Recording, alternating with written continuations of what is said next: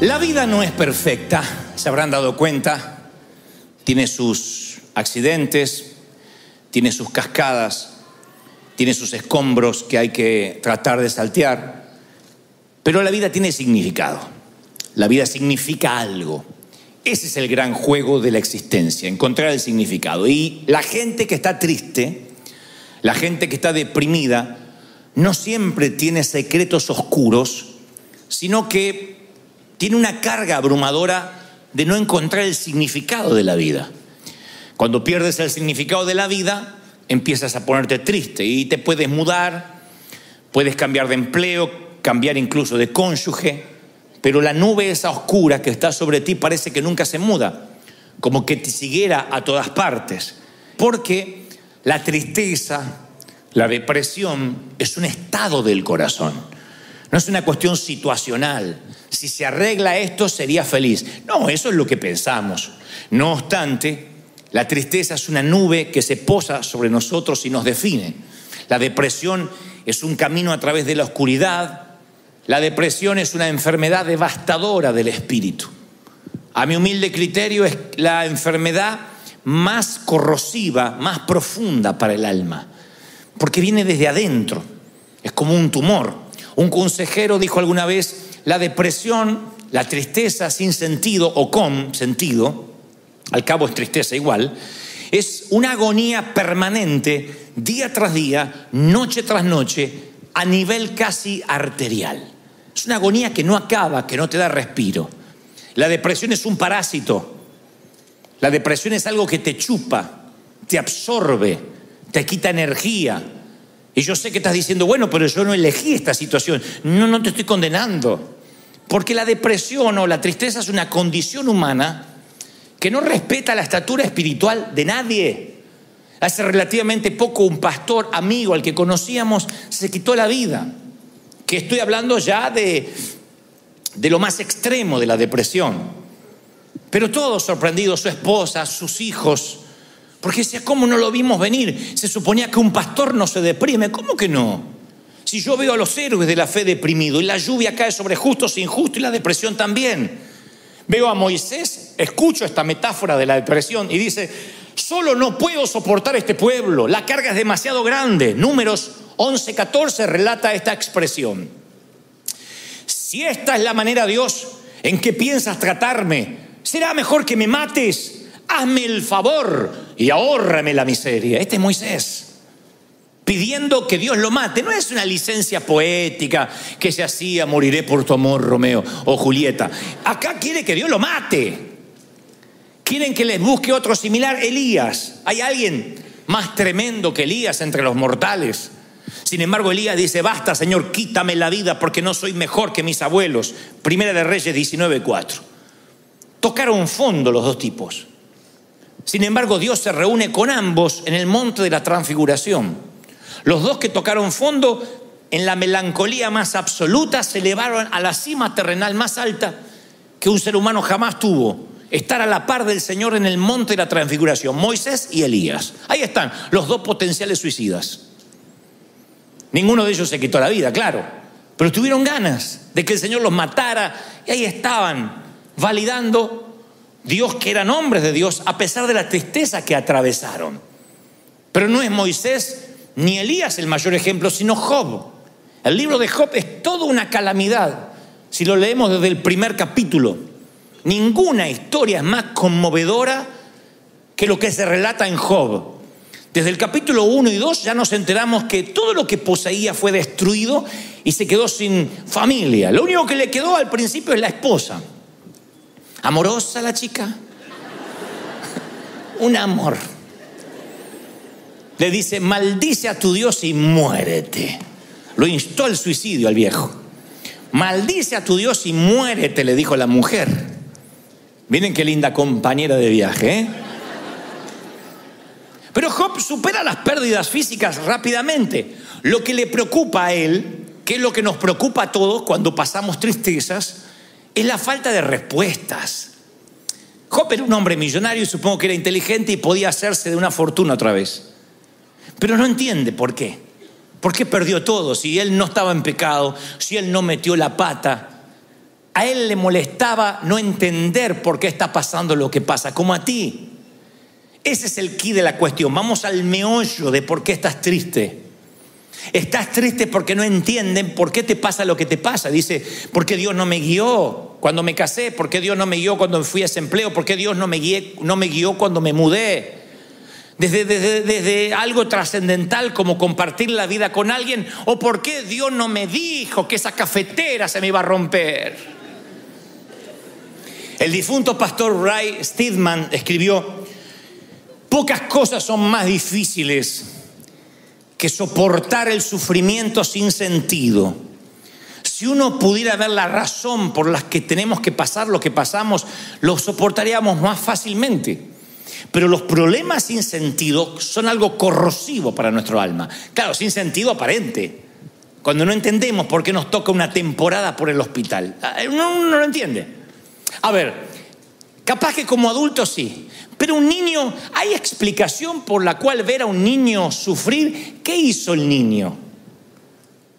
¿Qué tan malo pudo ser para merecer estar confinado a una silla de ruedas, a sueros, a respiración asistida? Entonces uno cuando se pregunta ¿por qué? Y se lo pregunta muchas veces como Job, uno empieza a perder la fe, uno empieza a perder la esperanza.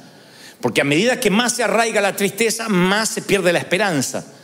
Y sin el ancla de la fe, sin el ancla de la esperanza, es muy difícil revertir la situación. Por eso Job está paralizado y pregunta más de 6 veces en un capítulo: ¿por qué? ¿Por qué? El Señor Jesús pregunta a su Padre: ¿por qué me has abandonado? Y ni Job ni Jesús en ese momento reciben respuesta. El Hijo de Dios no recibe respuesta del Padre: ¿por qué me has desamparado? Job no las recibe en todo el libro, Dios no le responde por qué. Y por lo que veo, nunca lo supo. Y no está mal preguntar por qué. El problema es pensar que nos merecemos, que Dios nos debe una respuesta. Porque ahí es cuando cerramos nuestro corazón hacia Dios. Cuando ya no es una pregunta, sino una exigencia al Creador. Y decimos: Dios me debe una respuesta, Dios exige una respuesta. No somos quien para exigir respuesta. Dios es Dios. Dios sabe que no va a permitir más carga en ti que la que puedes soportar. Él no te va a dar más carga de la que tú puedas resistir. ¿Están conmigo, sí o no? Muy bien. Vamos entonces a las causas. Primero le voy a dar la patología y después la terapia para que se lleven a casa y vayan a la farmacia más cercana a reclamar el medicamento que les voy a recetar hoy. Pero vamos a las causas. Porque alguno está pensando, pero yo tengo depresión o no. Bueno, vamos a las causas. Hay causas que son situacionales. O sea, esto es sencillo. Hay un vínculo muy fuerte entre lo que nos pasa y lo que sentimos. O sea, si te está yendo mal, vas a pasar momentos de tristeza y se te respeta. Si ves que el saldo del banco es muy inferior a las cuentas que tienes sobre la mesa, no vas a celebrar. No voy a pretender: sonríe, sonríe, ¡ja, ja! Te llevan preso, aleluya. Ve con gozo a Collection. No pasa eso. Uno se entristece, ¿no? Uno choca el auto. ¿Quién choca el auto y dice: ¡ja, ja! ¡Bendecido! ¿Quién? A menos que estés entiquelado, te entristeces. Y dice: no, aunque lo pague el seguro, te entristeces. Ahora, esa tristeza puede ser crónica, puede ser momentánea o puede ser el detonante de una tristeza que después no se va. Esas son situaciones, causas situacionales. Una situación pudo haberte metido en un valle de sombra. Tú dices: sí, la verdad que sí. Ahora que lo pienso, fue aquella situación, aquella muerte, aquella noticia. A veces lo que te pone triste son causas físicas, lo que te deprime. Vieron que yo siempre hablo de lo que es somatizar.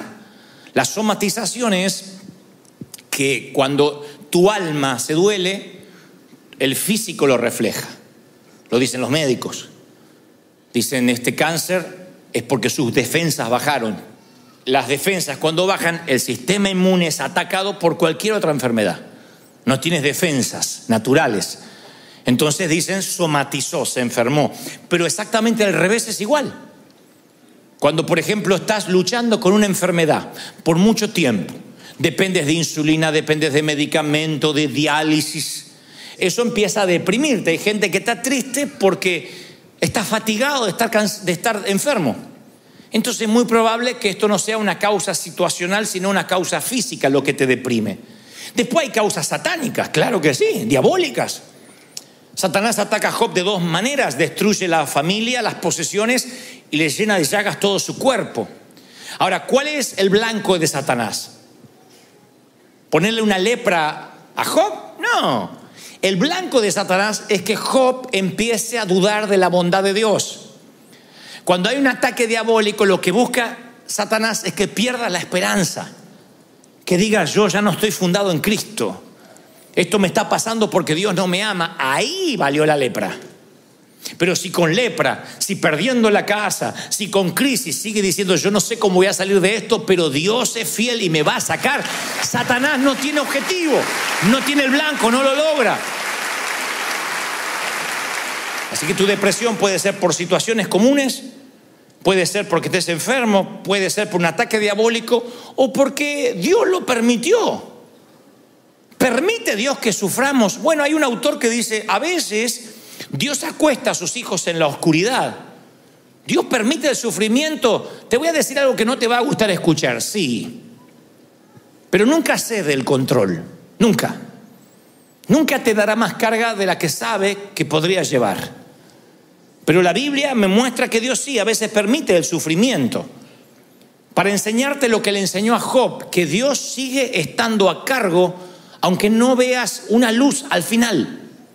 Lo que pasa es que cuando uno pasa por el valle cree que está en el infierno. No, está en medio de picos elevados. Dijo alguien alguna vez que según lo alto de una ola será lo profundo de la depresión luego. Se llaman bajones, lo viven los artistas, lo viven aquellos que están ante un gentío, un público, y después tienen que quedarse con su propia soledad. Y también lo viven los hombres de Dios, que a veces están en el pico más alto como Elías y después están deprimidos. Pero lo contrario también es real, que cuando uno va por valles, por sombras, el Señor me dice que te diga: no te preocupes, no vas a terminar ahí. Yo voy a elevarte a zonas elevadas, vas a ir a picos altos, te voy a bendecir, te voy a prosperar, te voy a levantar. ¿De verdad lo crees, sí o no? Muy bien. Ya más o menos vimos cuáles pueden ser las situaciones: causas situacionales, físicas, ataque del diablo, permisos de Dios. Y entonces, ¿cuál es la terapia? ¿Cómo salimos de la depresión? ¿Quieren saber cómo salir de la depresión rápido, así instantáneamente? Bueno, no hay manera instantánea de salir rápido, hay unos cuantos pasos. Hay algunos principios que son bíblicos. El primero: revela tu tristeza, sé honesto, sé honesta. Job es un modelo de transparencia. Dijo Job: yo no puedo evitar hablar, le decía a sus amigos cuando estaba triste, ¿no? Debo expresar mi angustia, mi alma tiene que quejarse. Hay un momento que uno se cansa de ponerle buena cara a todo.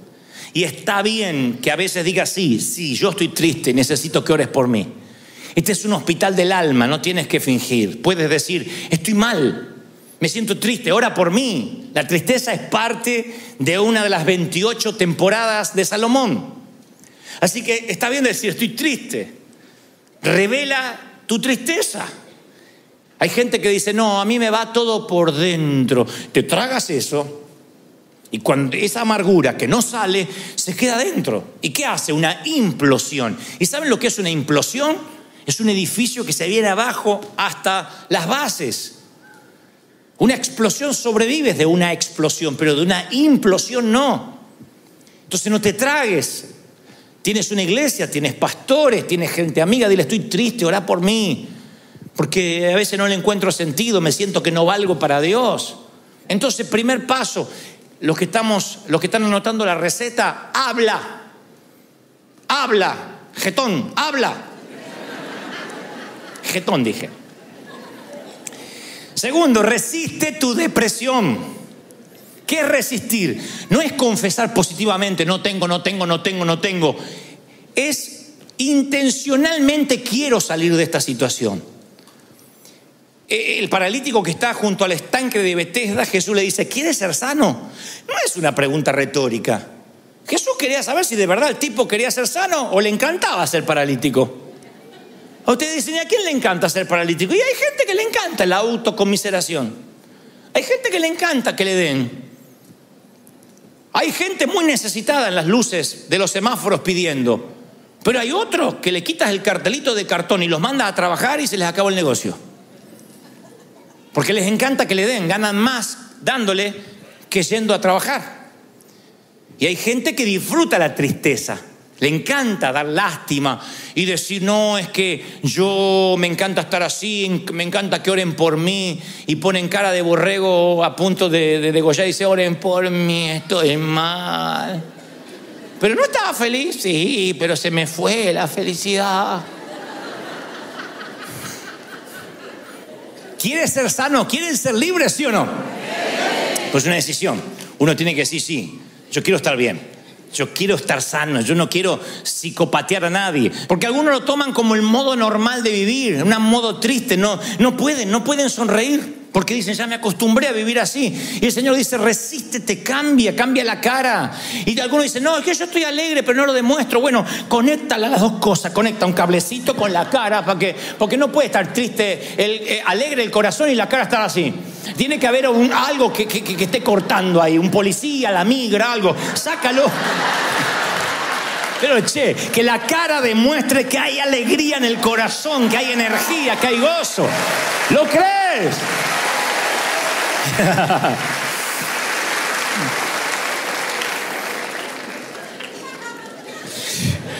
Haz lo opuesto a la depresión. El doctor psiquiatra, el famoso Karl Menninger, dijo, quien está triste, yo le recomiendo que cierre su casa con llave, vaya al otro lado de la ciudad, busque a alguien necesitado y haga algo por esa persona. Eso te quita la tristeza. No te retires, no bajes los brazos, no te acurruques como un ovillito en la cama. No te hagas un ovillo. Dile, no, yo tengo que salir a trabajar. No dejes que el cómo te sientas controle tu estado de ánimo. Nunca dejes que la manera que te sientes te controle. Porque cuando pones al volante de tu automóvil tu emoción, la manera en que te sientas, eso va a dirigir tu vida. Yo no puedo permitir que las emociones manejen mi estado de ánimo. ¿Por qué? Porque soy el piloto de un avión. Imagínense que estás en el avión y sube el piloto. Ahí está. Me peleé con la bruja, mi mujer. No sé cómo voy a manejar hoy, Te baja rápido, dice tu abuela, que yo dependo de este. Entonces yo decía que el piloto esté bien. Porque te subes a su vuelo y te tiene que llevar a casa, a destino. Entonces tú no puedes permitir que las emociones determinen quién eres.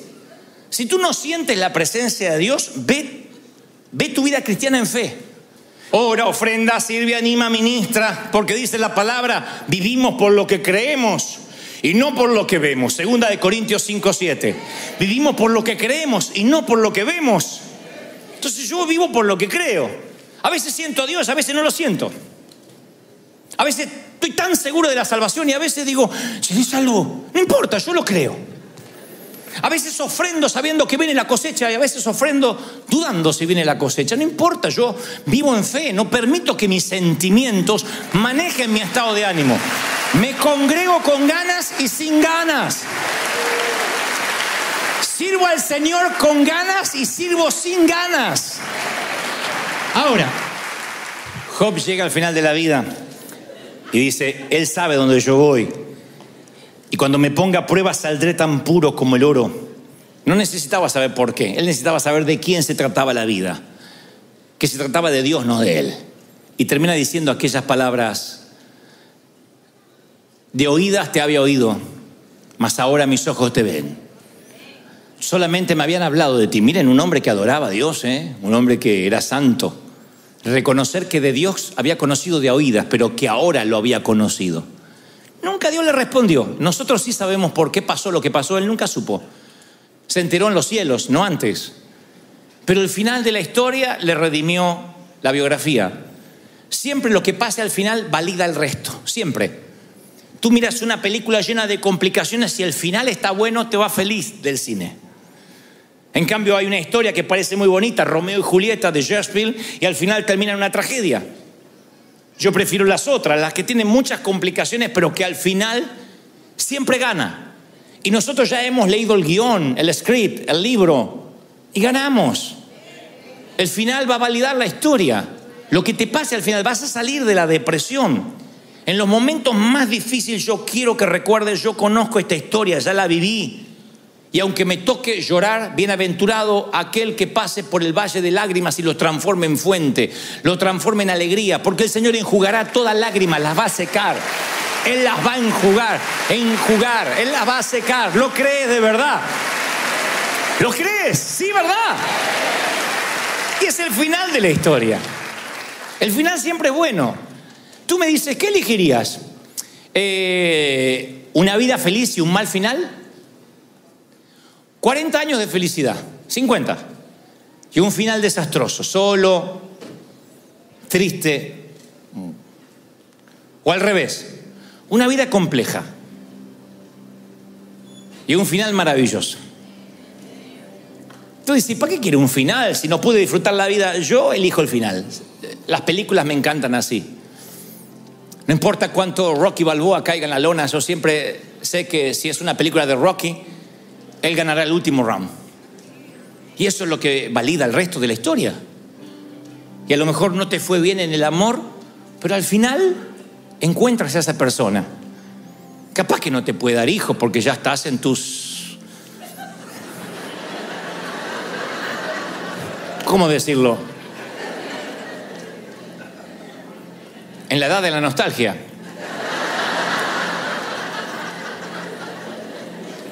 Pero valdrá la pena. Lo valdrá. Yo decía en el servicio anterior, piensa en un cuadro mental, un sitio, un lugar. Un lugar que te gustaría estar. Puede ser bonito, puede ser un lugar de tu infancia, puede ser un sitio en Europa, puede ser junto al Mediterráneo, en el Pacífico, al Atlántico, si te gusta el mar, en una cabaña en el hotel, la cima, en el valle, en una casita, en una renta, donde sea, pero un lugar. Piensa en un lugar. Ahora ponle un clima. Si te gusta el verano, el invierno, la primavera, ponle un clima alrededor. Hay los que dicen, me gustaría el romance de la nieve o la lluvia sobre el tejado, y otros dicen, no, me encanta el verano, los pájaros trinando. No sé, imagina un sitio y luego le pones un clima. Ahora que tienes el sitio y el clima, coloca caras allí, personas o una. Y estate allí con esa persona, a lo mejor con tus hijos. Y una vez que tengas las personas, porque el hogar nunca es un sitio geográfico, es quién. Una vez que tengas a quienes, tengas el clima y el sitio, grábatelo. Escríbelo en las tablas de tu corazón, átala a tu cuello, porque ese será tu final. Ese es tu destino, ese será tu puerto deseado. Vas a llegar ahí. Y cuando te sientas en estados depresivos, piensa en ese sitio y que tarde o temprano Dios te lo va a dar, si no aquí en el cielo. Pero Dios te va a dar ese sitio de paz, de tranquilidad. David decía, me trasladaría como las aves a lo más alto de los riscos. No buscaba un lugar pedregoso, seco y árido, sino un sitio que para él representaba paz. Busca un sitio que represente paz y déjate llevar, tranquilo. Confía en el Señor, confía en que las cosas van a salir bien, que vas a llegar a destino. Terminaré con una historia real. Hace muchos años estábamos en Australia y yo no sé nadar y me metí en el mar simplemente para tratar de flotar un poco. Cuando vi que flotaba, cerré los ojos y dije, no hay nada mejor que tostarse al sol nadando en el océano de Australia. Cuando abrí los ojos, hasta los canguros me quedaban lejos. Estaba metros de distancia de la orilla. Y dije, wow. Y me enderecé y no hacía pie. Y supe que me iba a ahogar. Lo supe. Así que hice lo que toda persona que no sabe nadar hace. Empecé a moverme ampulosamente y me chupaba para abajo la corriente. Lo conté en el primer servicio y pusieron la misma cara que ustedes. Y estoy acá. Obviamente que... Estuve 3 días muerto, alabado sea Dios.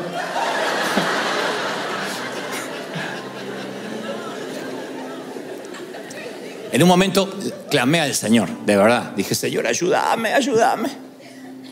Y la respuesta fue sencilla, pero básicamente me ayudó para el resto de mi vida. Quieto. Yo sentí el Espíritu Santo diciéndome, quieto, relájate. Y fue lo que hice, no podía hacer nada.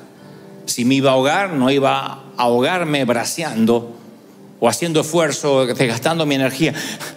Así que me quedé quieto. Y la marea, poco a poco, me fue llevando de vuelta a la costa hasta que volví a hacer pie. No olvidaré nunca más esa sensación. La marea simplemente me fue llevando, fue maravilloso. Me llevó hacia la arena. En vez de hundirme, la marea me llevó a casa. Todo se trata de confiar y esperar. Cuando estés triste, descansa en el Señor. Confía de que el final de la historia va a estar bien. Descansa y tu espíritu llegará a casa. Porque, damas y caballeros, todas las mareas del mundo conducen a Él. Todos los dolores, todos los hospitales, los panteones, los divorcios, las enfermedades, las infidelidades, las traiciones, el dolor, las metástasis, todo conduce a Dios. Todos los caminos conducen a Dios. Nada más que braceamos y peleamos. Descansa en Él, confía en Él, estate quieto y yo cuidaré de ti. Si Él cuida de las aves, cuidará también de ti. ¡Aleluya! Celebra a ese Rey maravilloso que dice, confía en mí. Yo te saco adelante. Yo te bendigo. Yo estoy contigo. Más populares a la hora de predicar, pero es un modelo, Nehemías, de avivamiento. Recuerden que Nehemías es un hombre de Dios que está reconstruyendo los muros de Jerusalén, los muros de su ciudad que estaban en escombros. Él tiene un llamado especial de reconstrucción y ese es su ministerio, su talento, su don. Él está llevando adelante, liderando el proceso de reconstrucción del templo. Y en un momento el Señor les ordena a todos que se alegren, que haya un espíritu de gozo. Esto lo está diciendo Dios. El Señor lo dijo hace años y nos lo dice hoy, puesto que por eso están las Escrituras. Dice, id y comer grosuras, que es como decir, comer carne argentina. Comer buena carne. No, pues si no diría comer tacos. No dice pupusas. Dice grosuras. O sea, buena carne. Y beber vino dulce. Acá puede ser que sea un vino rosado, un Cabernet Sauvignon, no sé. Y envía porciones a los que no tienen nada para comer. Porque día santo es a nuestro Señor. No se pongan tristes, porque el gozo del Señor es vuestra fuerza, es tu energía. Fíjense que el Señor da la fuente de energía. Y te dice cuál es. Te dice que la fuente de energía es el gozo. Es lo que te mantiene enérgico, te mantiene joven, te mantiene vital. Dice, los levitas hacían callar a todo el pueblo, diciendo, callad porque es día santo. Y el Señor decía, no, alégrense. Y todo el pueblo se fue a comer y a beber y a obsequiar porciones, repartiendo comida. Y a gozar de grande alegría, porque habían entendido la palabra que les habían enseñado. Yo leía esto ayer y decía, Señor, ¿qué es lo que me quieres decir? Aparte de la carne argentina que Dios siempre nos habla, ¿no? Y el Señor me decía, nota las órdenes que yo di a mi pueblo. Una de ellas es, comed, bebed, alegraos, dale al que no tiene de comer. Los levitas decían, no, quédense callados, porque no hagan mucho alboroto, no hagan bulla, porque Dios es un Dios santo. Y Dios dice, no, yo quiero que hagan algarabía, que beban, que coman, que disfruten, que celebren, que le den porciones a los que no tienen con grande alegría, porque eso hace un pueblo que entienden la palabra que les fue enseñada. Luego, la Biblia narra que había otro gozo en el pueblo, y era el pueblo que celebraba alrededor del becerro de oro. Y el Señor dice, hay que conocer, hay que tener discernimiento para saber la diferencia entre el verdadero gozo y el regocijo carnal, porque Moisés desciende del monte de estar con el Señor y dice que veía un pueblo que gritaba, había alaridos fuertes, no era voz de alarido de débiles, dice la palabra en Éxodo 32:18, sino voz de cantar oigo yo. Y Moisés dice, estarán celebrando al Señor, y cuando baja de la montaña, él ve el grito de la idolatría. ve un mover que no es genuino. Y la palabra dice que hay una diferencia entre el mover carnal, cuando uno está en derredor de un becerro de oro, y el mover del espíritu, cuando uno dice, no, yo entendí la palabra. Y tú dices, entonces, ¿cómo sé si mi alegría es genuina o mi alegría puede ser carnal, natural? Y este es el secreto. Yo quiero hablarles durante poquitos instantes lo que yo considero la felicidad de no tener nada. Es una felicidad típica, porque la felicidad siempre la relacionamos con que Dios nos bendiga, con que Dios nos dé, con que Dios nos provea. Pero hay una felicidad que uno obtiene no teniendo nada. Cuando pasas por la materia, por la estación de la vida, de alegrarte, de tener felicidad cuando no tienes nada, ese es el método para saber si tu felicidad es genuina y proviene de Dios o no. ¿Están siguiendo hasta ahí, sí o no? Cuando Dios decide que entren a la tierra prometida, a Dios le viene un conflicto, no un conflicto, pero le viene un debate, supongo, celestial. Dice, si los bendigo y les doy la tierra que les prometí, que fluye leche y miel, lo más probable es que este pueblo olvide de donde yo lo saqué. Ustedes dirán, bueno, es que Israel era un pueblo cabezón, era un pueblo duro, necio. No, así somos los seres humanos. Tan pronto Dios nos sana, tan pronto Dios nos bendice, la alegría con el correr de los días se nos empieza a ir. Porque solo alguien que olió la muerte tiene un gozo que después no se le va. Solo alguien que estuvo en las puertas del infierno en cuanto a enfermedad, en cuanto a un accidente, a una crisis, tiene un gozo extra que antes no tenía. Y ya no se preocupa por bobadas, no se preocupa por tonterías, porque realmente sabe lo que importa en la vida. ¿Soy claro o no? Entonces, Dios dice, si yo le doy a Israel lo que les prometo todo el tiempo, lo más probable es que se olviden de dónde yo lo saqué, que pierdan ese gozo y que tengan nada más que un gozo carnal. Si hay leche, si hay miel, si hay vino, si hay carne argentina, celebramos. El día que no hay, no celebramos. Y entonces Dios tiene un método. Dice, esto es lo que van a hacer. Oigan, dice en Nehemías, por eso decía que Nehemías es un modelo de avivamiento. Presten mucha atención porque esto es magnífico.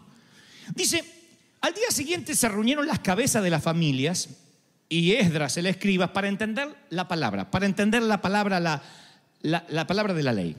Y hallaron escrito, al leer, al predicar, que Jehová le había dicho a Moisés hace muchos años y que ya no se estaba haciendo, una costumbre que se había quedado arcaica, que ya no se hacía.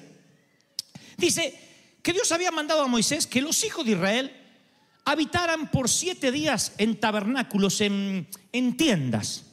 Y dice la Biblia en Nehemías 8:17, y hubo una alegría muy grande. Dios le dijo, salgan de sus hipotecas, de sus apartamentos, salgan de sus casas, vengan a vivir 7 días en las tiendas, no para siempre, eran 7 días. Durante 7 días van a tener que vivir en las tiendas, como vivían sus abuelos o sus papás en el desierto. 7 días vayan a vivir a la terraza. En otras palabras, si hoy lo hiciéramos, diríamos a nuestros hijos, a ver, para no olvidarnos de dónde venimos, de los países pobres donde la mayoría venimos, los inmigrantes, para no olvidarnos lo que sufrieron nuestros padres, hijos, desconexión total de lo electrónico por 7 días. Sin celular, sin iPad, sin tablet, sin televisión, sin Netflix, nada. 7 días desconectado, sal de la recámara. ¿Y dónde voy a dormir? En ese colchón, en el terrado, en ese colchón, bajo la tienda, bajo las ramas. 7 días, de un lunes hasta el próximo domingo. Era una orden de Dios. Y te vas a alegrar mucho de no tener nada, porque dice, y hubo gran alegría. 7 días viviendo únicamente conectado con el Señor, saliendo de la enramada, mirando el cielo y diciendo, todo lo que tenemos somos advenedizos, como dijo David. Somos extranjeros, somos mayordomo, no tenemos nada. Yo viví esa experiencia muchas veces en mi vida de encontrarme sin nada. Era un muchacho petulante, agrandado como todo argentino que no fue redimido con la sangre de Cristo. Era el gerente más joven de una compañía y me sentía el dueño del mundo, el tapón del océano, la última Coca-Cola del desierto. Y un día, ¡pac!, me despiden, me acusan injustamente y yo sentí que me quedé bajo una enramada, que no tenía nada, que mi futuro, que todo lo que yo tenía planificado se desmoronó. En muchas ocasiones me sentí así, donde dije, Señor, ¿y ahora qué? Y siempre pensé que cuando a uno le pasan esas cosas que te arruinan, se te arruina el crédito, que te cierran la cuenta bancaria, que te dicen que tienes que abandonar tu casa, siempre pensé que esas son las pruebas y las luchas, la cual merece que estés triste. ¿Cómo no voy a estar triste si estoy por perder mi casa, decimos? ¿Y cómo que celebre? ¿De dónde voy a tener fuerza para celebrar si me dijeron que tengo cáncer? ¿Dónde voy a sacar fuerza para alegrarme si me quedé sin nada? Como decían los abuelos de antes, una mano atrás y una adelante. Nada. ¿Cómo voy a alegrarme si estoy viviendo en una habitación prestada, en un garage, en el estudio de alguien más y tengo que compartir el baño? No me digan que celebre. Sin embargo, el Señor dice, y te alegrarás por no tener nada, por vivir en posadas. No eran 7 días de tristeza, eran 7 días de júbilo y alegría. Y os regocijaréis delante de Dios por 7 días. Levítico 23:40. 7 días celebrarás de no tener nada. Celebrarás fiesta solemne a Dios en el lugar que Dios te da. Porque así te bendijo Jehová en todos los frutos y en la obra de tus manos. Y dice Deuteronomio 16:15. Y estarás verdaderamente alegre. Verdaderamente alegre. Mi papá, descendiente de alemanes, alemán, él decía que rentar casa es tirar la plata. Puede ser una filosofía de vida, no la voy a discutir acá. Yo creo que si Dios te da dinero para pagar la renta, es tuyo. Un título de propiedad no te hace más o menos rico. Todos queremos tener casa propia, sí. Pero mientras tanto, en alguna eventualidad de la vida o gran parte de la vida, te toca rentar, vivir de prestado. Mientras tenga techo y comida y Dios te abastezca, alégrate por el maná diario. ¿Sí? Yo soy un hombre que siempre te va a alentar a tener lo tuyo, a prosperar, a que te vaya bien. No me gusta la vagancia de decir, bueno, no importa si no tienes nada. No, tenemos que progresar, tenemos que ir de victoria en victoria. Pero cuando esas victorias atentan a la memoria y te hacen olvidar quién eras cuando no tenías a Dios, es una de las cosas más peligrosas que nos puede pasar. Y por eso, en términos espirituales, Dios a veces nos quita de esa comodidad y nos lleva a vivir a tabernáculos en la azotea, en enramadas. Y son tiempos de mesetas que nos hacen reflexionar. Nadie reflexiona mejor que entre las paredes de un hospital. Nadie reflexiona mejor que recorriendo la grama de un cementerio.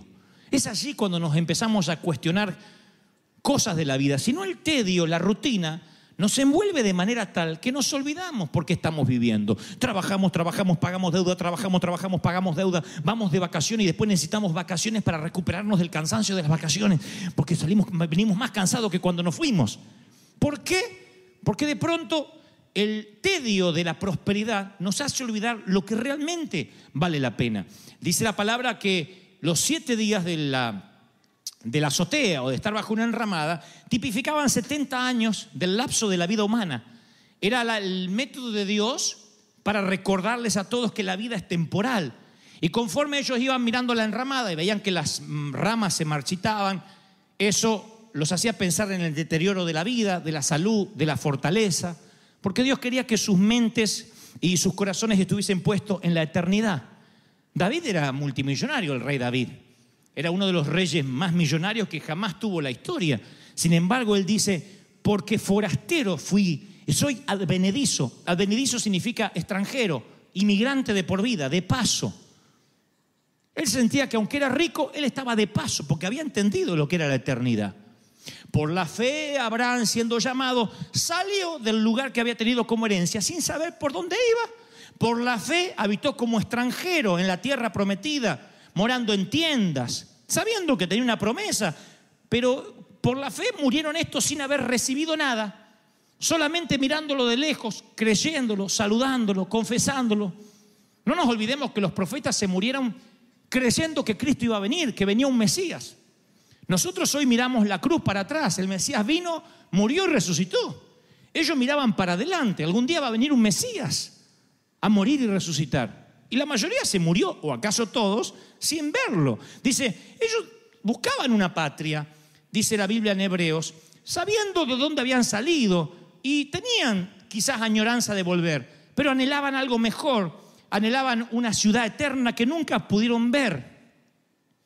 Nunca pudieron ver y sin embargo creyeron, nunca falló su fe. Nunca pudieron ver esa tierra prometida.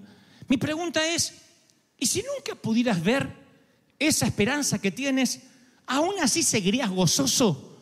Porque tu vida es eterna, no es solamente lo temporal de aquí. La vida, dice Max Lucado, genial escritor, es semejante a dos constructores. Un constructor niño que construye castillos de arena con su palita roja y su balde azul en la playa, y otro constructor adulto que construye a base de hipotecas, planos, arquitectura. De eso se trata la vida, de dos constructores, véanlo, el niño con la palita roja, el balde azul, y el hombre construyendo con sus líneas de crédito y sus préstamos bancarios. Los dos construyen igual, a los dos les pasará lo mismo, excepto que el niño conoce las reglas de juego y el adulto no. El niño cada mañana que está cerca de la playa va y construye su castillo de arena y empieza a construir sabiendo que al final del día el océano se va a devorar su construcción. Aún así construye cerca del mar y construye su gran castillo con su palita y trae arena húmeda y construye una gran creación. Su padre le dice, niño, el océano se llevará todo, promediando la media tarde. Aún así el niño sigue construyendo. Y cada hora que va pasando, el océano rompe su ola más cerca que la anterior. El gran quebrantador hace y le va alertando al niño que se llevará su construcción a lo profundo del océano. Así que el niño, cuando termina de construir, lo que hace es alejarse y esperar que el océano haga y destruya las primeras torres. El niño suele celebrar.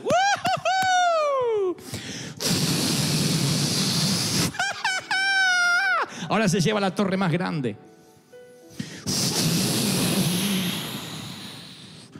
Finalmente el gran océano se lleva todo lo que al niño le tardó 5 o 6 horas, toda una mañana. ¿Qué hace el niño?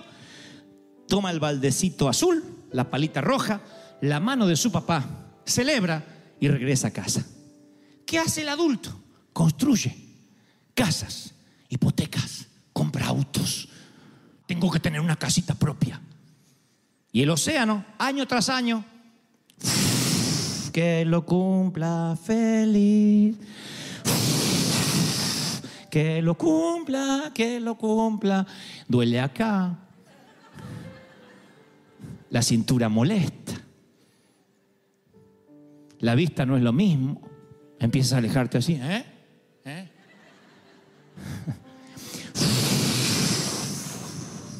La vejez nunca llega sin avisar. La vejez es digna. Avisa año tras año y te dice, el océano se llevará todo lo que estás construyendo. Y eso no es para deprimirte. Eso es para saber que nada te pertenece. ¿Qué hace el adulto cuando finalmente el océano hace? Señor, tiene cáncer. Queda con puñados de arena mojada, maldiciendo el océano. ¿Por qué? Porque no sabía la regla de juego. Porque como el niño debiste haber aprendido que el océano se llevará todo lo que construyas. Eso es la vida. ¿Qué es la vida? Como neblina que aparece por la mañana y se disipa por la tarde. Eso es la vida, la hierba que crece y luego desaparece. Esto yo lo hablo en los funerales, porque hay un montón de gente que me mira como diciendo, ¿por qué a mí? ¿Por qué a él? ¿Por qué a nosotros? Habiendo tanta gente, ¿por qué hoy estamos en un funeral? Y yo les explico, nunca nadie te dijo que serías eterno en esta tierra. Desde que naces es un camino hacia la tumba. Entonces, si nos hacemos torpes, insisto, y nos olvidamos lo que tenemos, que es la vida, que es el día a día, ¿qué hace el Señor para que nuestra memoria no sea tan frágil? Dice, de tanto en tanto vas a vivir en la azotea 7 días. Tal vez no sean 7 días, tal vez llevas 3 meses endeudado. Tal vez lleves 1 año que no puedes salir de ese pozo. Tal vez lleve 2 años y a veces decimos, Satanás me está atacando. ¿No será que Dios permite algunas cosas para refrescarte la memoria? Y no te olvides que su orden es, y cuando no tengas nada, alégrate, pero regocíjate en serio, porque yo soy el Dios que te proveyó. Te provee y te va a proveer. Alguien tiene que decir amén. Y si Dios te mandara a vivir en chozas por 7 días, por 2 meses, porque Él sabe el peligro que se encuentran sus hijos cuando son siempre bendecidos. Él sabe que si nos consiente mucho, nos seducimos por el mundo y nos olvidamos de dónde Dios nos sacó. Hay un cántico de Moisés que predice la apostasía del pueblo de Dios una vez que prospera. Dice, pero el pueblo de Dios engordó. Está hablando en términos metafóricos, nadie se sienta mal. Y tiró patadas, coces, y se volvió incontrolable. Engordaste, dice una versión, te cubriste de grasa, Israel, y abandonaste a Dios y menospreciaste la roca de la salvación. Deuteronomio 32:15. Qué feo cuando Dios dice, te llenaste de grasa y te olvidaste del Dios que te mataba el hambre en el desierto. ¿Y saben qué hizo Dios con Israel? Nunca les entregó el título de propiedad. Nunca. Dice, porque Dios le promete a Israel darle la tierra de Canaán, pero nunca le entregó la titularidad. Se los prestó. Porque le dice Dios en Levítico 25:23, una de las leyes, la tierra no se venderá nunca, porque mía es. Vosotros sois extranjeros y forasteros. Solamente podían vender la cosecha. Dios dijo, la tierra es mía. Qué increíble. No sé si ustedes habrían prestado atención a esto, pero digo, qué increíble que Dios le promete una tierra que fluye leche y miel y finalmente llega a la conclusión, dice, ustedes no la van a vender nunca porque la tierra es mía. Esa promesa, creo, esa palabra, ese mandamiento no ha cambiado hoy. Dios dice, yo te voy a dar una compañía, pero la compañía es mía. Yo te voy a dar un matrimonio, pero el matrimonio es mío. Yo te voy a dar hijos, pero los hijos son míos. Entonces el Señor me dice que te diga que el problema no fue lo que te pasó en el banco o con el empleo o con las deudas. El problema es cómo reaccionaste cuando eso te pasó. Y el Señor me dice que te diga que no le gustó cómo reaccionaste. Porque tomaste los puñados de arena. ¿Por qué? Y Dios dice, ¿qué obligación yo tengo de prosperarte y bendecirte? ¿Qué? ¿Dejas de adorarme? ¿Tu gozo depende de eso? ¿Del castillito de arena? ¿Pensaste que te ibas a llevar algo? A esta edad, dicen algunos, no puedo volver a empezar. ¿Y por qué no? ¿Sabe la edad que tenía Abraham cuando Dios le dijo, deja todo y sígueme por fe donde yo te voy a decir? ¿Cómo le explica eso a la esposa de uno? No sé cuántos están casados, pero ¿cómo uno le explica eso a la mujer?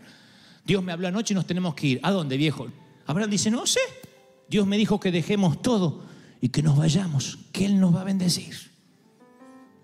Miren qué grado de fe. Con razón Abraham es un héroe de la fe.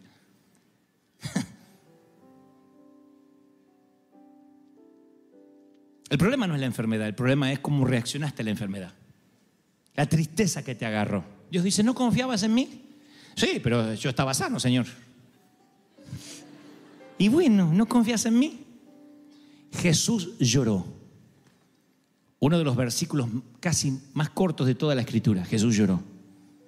¿Cuándo? Cuando ve las hermanas de Lázaro que dice, si hubieses estado aquí, mi hermano no habría muerto.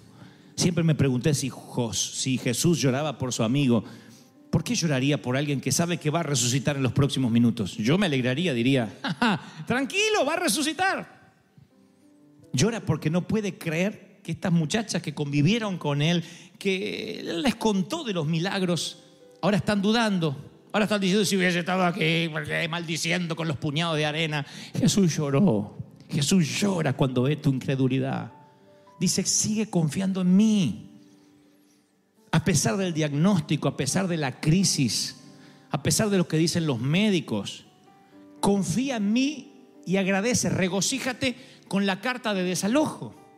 No esperes la carta de reivindicación. Perdón, nos confundimos con usted para salir a celebrar, porque eso es adoración en la orilla incorrecta. El pueblo de Israel celebró al Señor una vez que cruzó el Mar Rojo. Y Dios le dijo a Moisés: no me gustó esa canción. Debieron haber cantado cuando el faraón estaba detrás.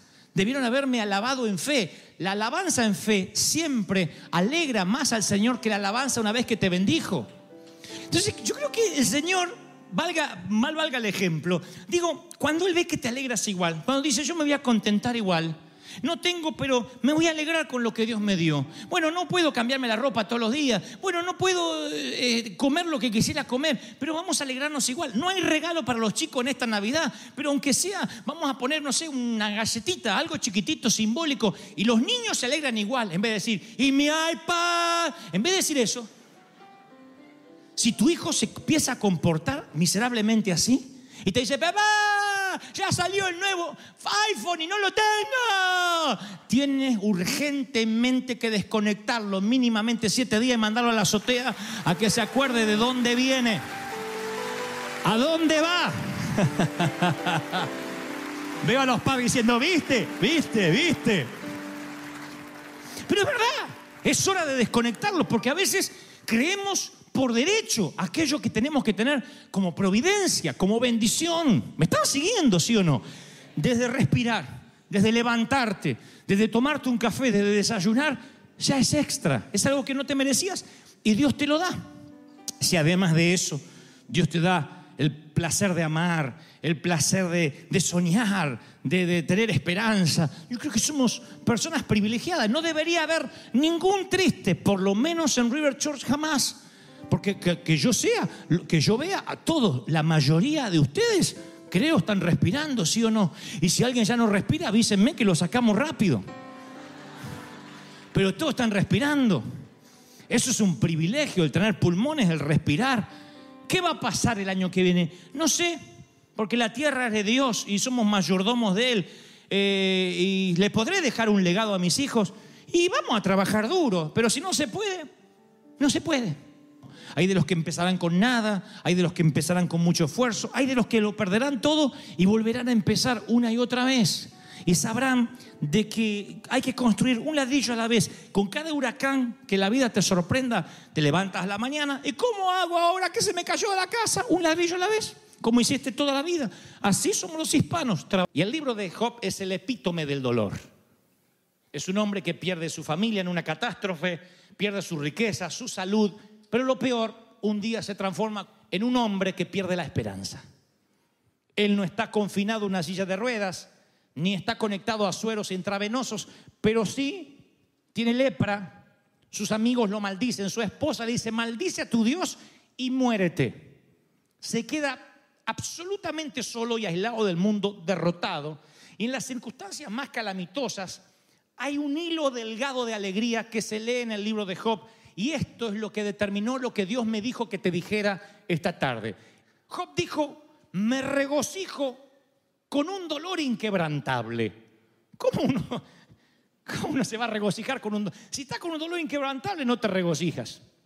Posiblemente el dolor más fuerte que yo he tenido no ha sido cuando me corté 2 dedos de la mano. El dolor más fuerte ha sido piedras en el riñón. Los que han sufrido piedras saben lo que estoy hablando. En la vesícula, en el riñón, es horrible. Y yo he estado predicando así. Son esos días que mis patitas estaban así como de ranita y ustedes no sabían por qué. Dios le bendiga, hacía yo, Dios le bendiga. Y eran las piedras hace unos años. Yo no me regocijaba. Regocíjate en las piedras con alegría. Y es que tu abuela, yo no tengo piedras. Voy a otra versión y Job dice, salto de alegría con un dolor implacable. Salta de alegría con un dolor implacable. Está diciendo el dolor no perdona, no me da tregua y yo salto de alegría. Digo, este tipo está desquiciado además de leproso. Dice otra versión, la nueva versión internacional. Me regocijaré sin dolor a causa del dolor. Yo tuve que leer eso varias veces. Me regocijaré sin dolor a causa del dolor. Yo digo, ¿qué es lo que intenta decir Job en este hilo delgado de alegría?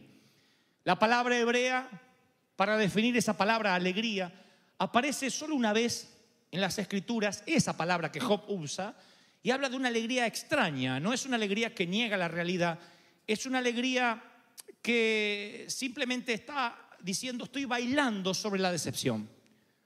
A pesar de tener todo a mi favor para poder estar triste y deprimido, yo voy a decir, no hay dolor, no hay dolor, no hay dolor. Y voy a continuar. Eso es lo que Job intenta decir. Así que le digo, Señor, revélame qué más dice las Escrituras respecto a esta alegría en medio del dolor, porque sé lo que ustedes sienten cuando un pastor te dice, hermano, el Espíritu Santo te va a consolar porque tu padre falleció, tu madre ya no está, vamos, fortalécete. Tú dices, sí, yo sé, pero ¿qué hago con el dolor? Y el luto se te instala en lo más profundo de tu corazón. La decepción, la traición, la muerte. De pronto, como un intruso, aparece en nuestras vidas y nos causa tanto dolor que no hay palabras que nos puedan levantar. Job está viviendo esa situación y aún así dice que logra regocijarse. ¿Ustedes recuerdan a José? Estuvo 17 años de sufrimiento, vendido por sus hermanos, y a José ese dolor le valió un posgrado de empatía. Porque cuando él estaba en la cárcel, él que era un adolescente, por lo que leo en las Escrituras, vistiendo una ropa cara, el mimado del papi, 17 años después está en la cárcel y tiene empatía y ve el dolor en un prisionero que está abatido, y eventualmente ese dolor que ve en el prisionero que está con él salvaría a 2 naciones. El dolor es el mejor profesor de teología que jamás puedas conocer. Es un entrenador de la vida. Cuando te dueles, identificas en qué necesitas crecer, qué necesitas sanar, y por sobre todas las cosas, oigan lo que te diré, oye lo que te diré, reordenas tus prioridades como ninguna otra eventualidad de la vida podría ordenarla. El dolor te otorga un posgrado, te enseña, te reorienta. Y yo voy a muchos protagonistas principales de las Escrituras. Veo a un Job que perdió todo, a Sara luchando con esterilidad, Moisés fugitivo por 40 años, David con un suegro que intenta matarlo, María Magdalena endemoniada, Pablo que tenía recuerdos de asesinato impregnados en su alma. Todos tenían algo en común: oyeron a Dios en su hora más oscura, en lo que se llama la noche oscura del alma. Ahí oyes a Dios sí o sí. No te estoy diciendo que tengas que pasar por ahí, pero las oraciones más sinceras no se generan dentro de las iglesias, sino entre pasillos de hospital o la grama recién cortada del cementerio. Allí están las oraciones más sinceras. Allí es cuando la gente derrama su corazón. No está preguntando cómo devorar, cómo está mi vida. Clamas, no, Señor, ayúdame. Yo he visto gente enorgullecerse de ser atea, clamar a Dios con desesperación en los pasillos fríos de un hospital, ante un diagnóstico, ante una noche oscura. Entonces, yo cuando veo, insisto, a los personajes bíblicos pasando sus horas oscuras, me pregunto por qué transitaron, por qué pasaron por allí. Y me doy cuenta que había una lección que Dios estaba tratando de enseñarle. Y el mismo Dios que le da lecciones a Jonás, estando en el vientre del infierno o en el vientre de un pez, es el mismo Dios que a lo mejor quiere hablarnos y no sabe cómo llamar nuestra atención. Porque tú puedes ignorar una puerta abierta, ignorar un sueño, ignorar la prédica del pastor, ignorar lo que Dios te está diciendo, susurrando, pero no puedes ignorar el dolor, ¿verdad? No lo puedes ignorar. Tú no puedes ignorar un dolor en los huesos, un dolor en el vientre, un estómago inflamado, dolores en los huesos. Tú no puedes ignorar la fiebre, no la puedes ignorar. Está allí y dices, ¡ay! Hasta me afecta el carácter. Y Dios usará todos los métodos posibles. No digo que Él generará el dolor, pero sí lo utilizará para llamar nuestra atención. Dios quizás tenga que sacarte de un comportamiento adictivo, tenga que sacarte de una situación adversa. Hay gente que está en una relación abusiva y no puede salir de esa relación abusiva con un marido golpeador si no pasa por el dolor. No digo que la tengan que golpear, digo el dolor del alma. Si no pasa por el dolor y tiene un confrontamiento con la parte más oscura de lo que está viviendo, a lo mejor no sale más de una relación viciosa. Otros, a lo mejor, si no hubiese sido por el dolor, no estarían aquí, en los Estados Unidos de América. El dolor le hizo a algunos cruzar las fronteras.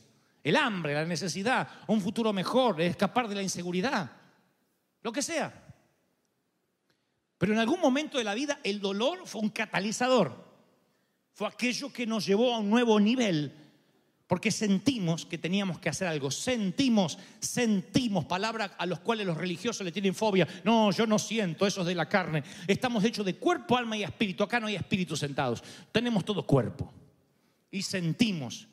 Cuando Dios te da el placer de sentir, es un regalo que incluye placer como dolor. Vas a sentir. Amar duele. Predicar duele, lleva sacrificio. El dar duele. Hay muchas cosas que duelen. ¿Quién nos dijo que la vida no duele? La vida duele, crecer duele, el bullying duele. Yo muchas veces he dicho, Señor, hazme de un carácter más fuerte, haz que pueda soportar. ¿Qué hace Dios? Manda más gente que me ataque, para que me haga fuerte.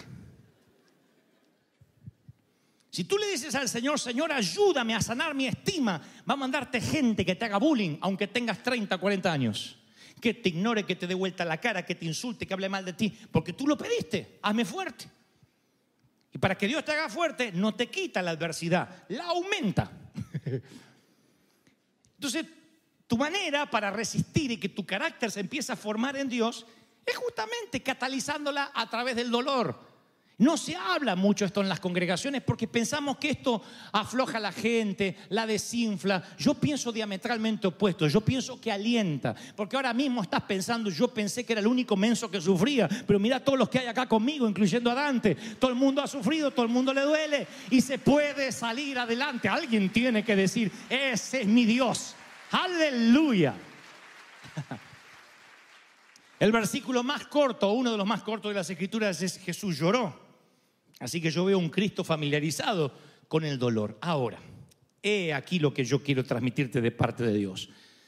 Pablo, dice el apóstol, yo he aprendido a contentarme.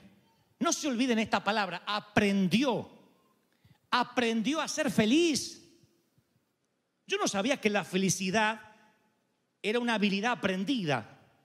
Yo pensé que la felicidad era una situación. Él dice, sé vivir humildemente, sé tener abundancia. ¿Cómo se vive? ¿Cómo es que sabe vivir humildemente? Si eres humilde, vives y se acabó. Yo no sé si sabía vivir en pobreza. Yo sabía que nosotros comíamos salteado, que poníamos un huevo así y se partía al medio y para donde se dividía agarraban los hermanos y el otro se quedaba mirando. Era un juego. ¿Quién agarra el huevo? ¿Qué voy a saber vivir? Ahora Pablo dice, yo sé vivir en abundancia también. Hay que aprender para vivir en abundancia. ¿Quién necesita ir al colegio para ser rico? Hermano, quiero donarte hoy $100,000. No, hermano, deja que aprenda primero. Todo el mundo tiene idea de cómo gastar, casi por instinto. Sin embargo, Pablo dice, no, yo tuve que aprender a tener mucho. Tuve que aprender. No te pongas alegre que los $100,000 es una metáfora, no voy a regalarlo a nadie. Tuve que aprender a ser pobre. Aprendió a contentarse. Pablo implica que el contentamiento ahora resulta que no era el resultado de la circunstancia, es el resultado de un estilo de vida intencionado. Ahí es cuando vuelvo a Job y entiendo, en el medio del dolor me regocijaré sin dolor. A propósito me voy a reír aunque no tenga ganas y parezca estreñido de vientre allí. A propósito. ¿Y qué gano con esto? Bueno, como aquel que tiene que aprender a tocar el teclado y tiene que aprender las notas más básicas y empieza y dice la escala. Y uno quiere tocar un concierto, no, la escala, en todo. Si no volaste un simulador, no te dejan pilotear un avión real con pasajeros a bordo. Entonces yo creo que cuando uno dice yo voy a ser feliz de manera intencionada, es una manera de decir, Señor, aunque no entienda el dolor y lo que es más profundo, aunque el dolor no se me haya ido, yo voy a estar alegre. Regocíjate, oh hija de Sión, aquella que todavía no dio a luz. Le está diciendo a una mujer estéril, empieza a celebrar porque vas a extender las estacas de tu tienda de los hijos que te voy a dar. Ahora, claro, uno lo lee completo y dice, pero qué lindo, ¿cómo no voy a celebrar? Pero todavía no pasó nada, a lo mejor ni marido tiene la pobre condenada. A lo mejor está sola, no tiene ni se enamoró y Dios le dice, celebra por los hijos que vas a tener. Y ella dice, pero mándame un marido, aunque sea. Pero le dice, celebra, es una, como digo siempre, una orden al mundo de las emociones. Celebra, sonríe. Porque si vienes a adorar a Dios y tu estado anímico depende de cómo te está yendo, no es adoración a Dios, es una adoración ególatra. Depende de cómo te va, adoras, y entonces no es una adoración genuina. Dios dice, tú me vas a adorar por lo que yo soy. No dejes que tus imperfecciones opaquen la perfección de Dios por la que deberíamos adorar. Tú tienes y yo tengo que adorar a Dios aunque me vaya mal. Y yo, ¿sí qué gana voy a tener de adorar a Dios? Y Dios dice, ¿que entonces me adorás cuando te va bien? Dios no prostituye su bendición. Dios no necesita que tú le adores porque Él te da un beneficio. Dios dice, tú vas a adorarme por lo que yo soy. Así estés leproso o seas millonario, tengas un montón de hijos o seas estéril, pases por valle de sombra o de muerte, o estés viviendo en un palacete de madera aristocrática, aún así tú me vas a adorar por lo que yo soy, no por lo que te doy. Esa es la adoración pura. Y esa adoración pura se descubre en el dolor, en la escasez, en lo que te falta. ¿Estoy siendo claro en lo que Dios está hablando, sí o no? Ahora, entonces, insisto con esta idea. ¿Qué es el contentamiento? No es ausencia de dolor. Porque vivimos en un mundo imperfecto, con gente imperfecta como tú y como yo. Amén, dijo una imperfecta. Gloria a Dios. Algunos dicen, yo. Sí, están los imperfectos, los perfectos y los hipócritas. Pero todos están en el mismo sitio. Y en un mundo tan imperfecto, con gente como tú o como yo, tú tienes que entender que el dolor no edifica el carácter. Los problemas, es mentira, este dolor te va a edificar el carácter. No, los problemas y el dolor revelan el carácter. ¿Han escuchado la frase, era una buena persona pero ganó tanta plata y ahora cambió? Mentira, siempre fue mala persona, lo que pasa es que no tenía plata para mostrarlo. ¿O no? No cambia la esencia, nunca. Entonces los problemas y el dolor, ¿qué hacen? Edifican el carácter. ¿Cómo te va a edificar el dolor? A mí las piedras en el riñón no me edificó nada. ¿Qué hicieron las piedras en mí? Revelaron mi carácter. Me enseñaron a seguir predicando, a no correrme del lugar, a no decir, bueno, me tomo unas vacaciones, falto, a honrar el compromiso que hice con el Señor. Entonces reveló mi carácter. También reveló otras partes de mí. Sacó cosas de mí muy oscuras que yo no sabía que estaban ahí. Me revolcaba así por la alfombra y me dolía. Me acuerdo que Liliana iba manejando y se decía, ¡para! Iba manejando, agarraba una piedrita y ¡ay, Señor! Y yo, decía, Señor, llévame, no quiero vivir. Hasta que llegaba a la iglesia, a la catedral, y ahí tenía que predicar. Mi carácter fue expuesto por el dolor. Uno descubre quién es cuando pasa por valle de sombra y de muerte. Tú tienes que decidir qué hacer con esos descubrimientos. Puedes reaccionar con ira, con desaliento, con negación y no vas a poder reconstruir nada. O dices, wow, mira todo lo que Dios tiene que hacer conmigo. Hace unos años atrás, varios, yo venía manejando y me había propuesto usar el recorrido que yo tenía desde Buenos Aires hasta casa, hasta el lugar donde trabajaba, que era un seminario bíblico, que era largo, me agarraba unos trancones en el tránsito, escuchar prédicas, y si no tenía ganas de escuchar mensajes, alabanza, adoración. Y un día se me cruza un camión así, y tenía esas piedritas que hacen de relleno, y una hace tin, tin, tin, tin, ping, y me parte el parabrisas. ¿Vieron Hulk cuando le sale así los músculos verdes? Salió un gusano de dentro mío. Empecé a perseguir al camionero, no sé para qué, como los perros que siguen las ruedas, después no saben qué hacer. Pero empecé a seguir al camionero. Y me para al lado y dije, ¡me rompí! Y me hace...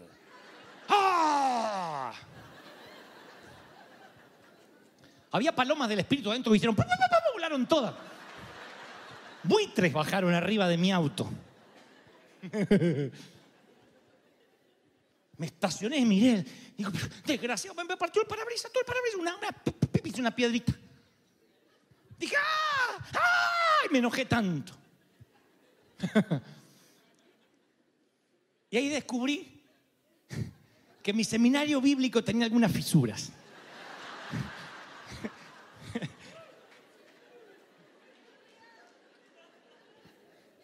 ¿Cuándo se revela el carácter? En situaciones extremas. No cuando todo va bien. Entonces uno tiene que aprender del dolor a ver quiénes somos nosotros en el dolor, cómo reaccionamos. Eso es lo que dice Pablo. Tuve que aprender a vivir en escasez, en abundancia. Pablo le escribiría luego a la iglesia de Tesalónica y le diría, den gracias por todo. Y uno dice, bueno, sí, yo doy gracias por todo. No, pues yo no di gracias por el camionero, yo lo quería matar. Digo, Señor, si yo lo mato, está bien, porque tocó el parabrisas de un siervo de Dios. ¿No? Bueno, es lo que yo pensé. Den gracias en todo porque la voluntad de Dios en Cristo Jesús es para todos ustedes. Pablo está diciendo, no le den gracias a Dios por los regalos perfectos, también por los regalos imperfectos que llegan sin invitación, por las piedras en los parabrisas, por las piedras en los riñones o las piedras donde te toque. ¿Recuerda los hijos imperfectos que tienes? Ay, mira todos los que tienen hijos perfectos, Dios mío. Bueno, yo recuerdo los hijos imperfectos que tenemos. Y a lo mejor ellos necesitan que le digas, sabes, estoy agradecido porque Dios te hizo así. Porque tu carácter repodrido hace que mi carácter sea expuesto y yo tenga que arreglar mi situación con Dios cada noche de mi vida. ¿Recuerdas el jefe imperfecto que te tocó? Tal vez ese jefe te está mostrando de que no tienes tanta paciencia como crees que tienes. Y si tú estás esperando el compañero perfecto, el jefe perfecto, los hijos perfectos, la vida perfecta, vas a sufrir una fiebre de descontento y frustración el resto de la vida. No hay gente perfecta, no hay iglesias perfectas, no hay pastores perfectos. ¿Sabían? Tampoco amén.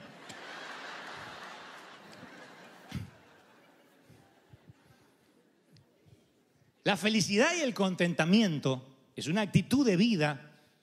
Y Pablo dijo, tú tienes que alegrarte por todo. Y tú dices, bueno, pero Pablo no sabe en el matrimonio en el que estoy. Pablo no sabía el niño que me tocó. Pablo no sabe que yo paso por dolores crónicos. ¿Qué sabe Pablo de mi sufrimiento? Todo lo que Pablo escribió posiblemente lo hizo entre cadenas.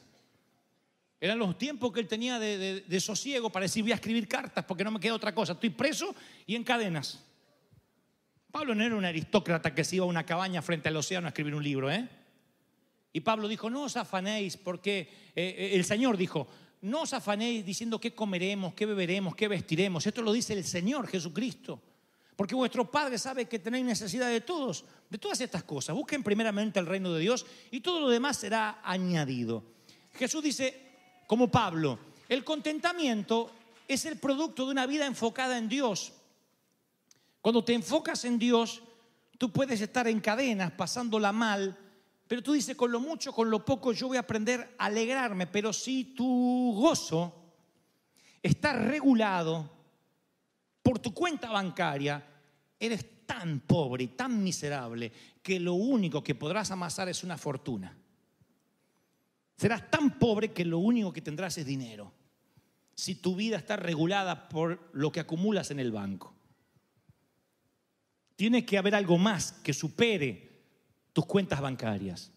Si tu gozo y tu alegría está por un sitio donde vives, por un lugar donde vacacionas, no sé, por dinero que tengas, insisto, por un yate que puedas amarrar a tu costa, entonces eres miserable.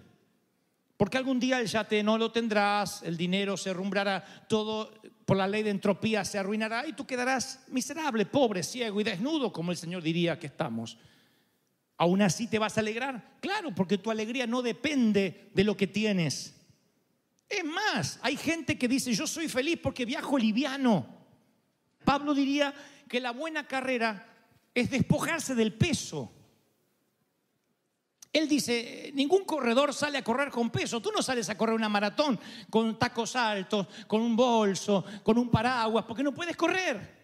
Y él dice, despojándome de todo peso. ¿Qué significa? Que rico no es el que más tiene, sino el que menos necesita.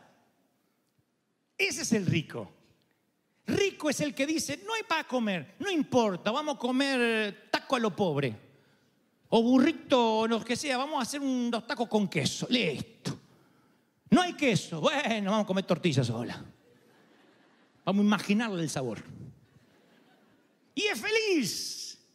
Y otro a lo mejor se pone mal porque no le pusieron los cubiertos que él quiere comer, porque la carne no está a punto y vive amargado. Lo que trato de decir es que tu contentamiento tiene que estar por encima del dolor, y si pierdes ese contentamiento, entonces Dios hará que transites el dolor para que entiendas a los que sufren, para que llores, aunque seas Cristo, por el Lázaro que está dentro de la tumba, para que tengas dolor, para que te conmuevas. Los predicadores que hablamos de gracia no es porque somos libertinos, no es porque somos pecadores.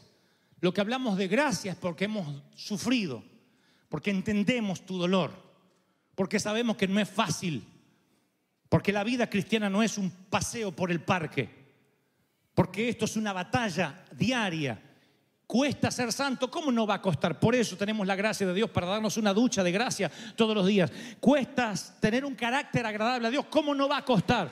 La vida cuesta, y estás en una iglesia donde te entendemos, donde te comprendemos, pero la gracia nos alcanza para hacernos santos. ¿Cuántos dicen, ese es mi Dios? ¡Aleluya! Y si te diera yo hoy de parte de Dios una orden al centro de las emociones y te dijera, alégrate a pesar de la suegra, alégrate a pesar de la enfermedad, ¿podrías ordenarle al mundo de las emociones que tienes que alegrarte esta tarde? Bueno, empiecen con la cara, ¿eh? A ver, yo podría, claro que podría. Che, tengas dientes o no, no importa. Ordénale a las emociones, tengo que sonreír. Entonces cambia la actitud. Ahora fíjense qué sabio que es Dios. Porque cuando uno ordena al mundo de las emociones a sonreír a pesar de la crisis, libera endorfinas, dopamina, sube las defensas. El doctor Patch Adams descubrió eso en enfermos terminales. La payasoterapia fue inventada por el doctor Patch Adams, llevado genialmente al cine a través de la interpretación de Robin Williams. Él descubrió, Patch, que cuando un enfermo terminal se reía, el cáncer que podía terminar con él en cuestión de días, a veces hacía que perdurara años o que en el mejor de los casos desapareciera. Los médicos se sorprendían. El estado de ánimo levantaba de manera tal las defensas de la persona que los dolores se iban. El dolor de hueso desaparecía, dejaba de somatizar. Por eso Dios dice, alégrate primero y yo te voy a bendecir. Empieza a hacer algo por ti mismo. A lo mejor la depresión, la bulia, el dolor tiene que ver con